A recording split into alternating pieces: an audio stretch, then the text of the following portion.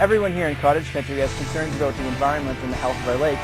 Coming up next on the Green Update, I'll have details on a conference you won't want to miss out on. And now, Newswatch at 5:30 continues.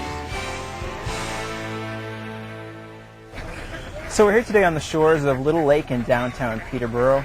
Beautiful day outside today, and one of the things that I've learned, not being from Ontario originally, is that Peterborough is by all means the gateway to cottage country. And cottagers, like everyone else, face a variety of environmental issues. Mike, tell me, what are some of these concerns that cottagers are facing? Sure. Well, they're concerned about the water quality of their lakes. They're concerned about development pressures on their lakes as well. And for the last 9 years, we've been exploring some of these issues at the Lakeland Conference. And this year's conference is coming up on Saturday, September 19th. And it will run from 8:30 till 3:30 in the afternoon. And so we've been getting a great turnout of concerned shoreline property owners to coming out to learn more about some of these issues. What are you going to be talking about specifically this year at the conference? Sure. Yeah, we're going to be looking at and focusing on some of the community-based initiatives of these lake associations, and they've become quite active and quite effective in their stewardship efforts. Give me an example of some of these activities that cottage owners associations and other groups have been doing. Sure. Well, lake associations have been getting active in terms of doing some lake planning, and these are plans that Lake Association will put together and that kind of encompass specific characteristics about that lake, and they become living documents that the association will use to interact with their municipalities and that they hope will have an impact on how development takes place on that lake. So, okay, is there anything else of note we should definitely want to find out about at this year's conference? Absolutely.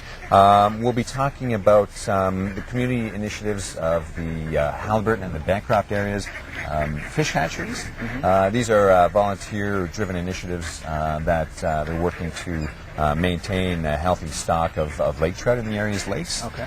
So some pure genetic strains that they're propagating, and like I said, it's also a community-based effort. So we're going to be talking to some of the organizers of those initiatives.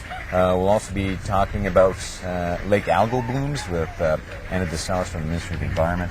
We'll be talking about keeping the cottage in the family, which can be a challenge.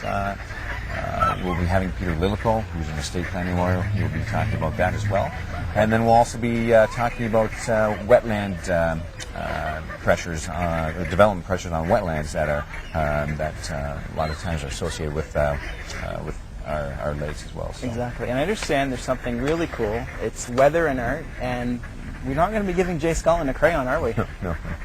It's a talk being given by an artist that's going to be called Forensic Meteorology, where weather and art meet. So it should be an interesting discussion about looking at a piece of art and looking at the weather that's actually taking place in that piece, in that moment in time. And that should be an interesting discussion, a little bit of a departure from what we normally talk about, but I'm sure people will find quite interesting and entertaining.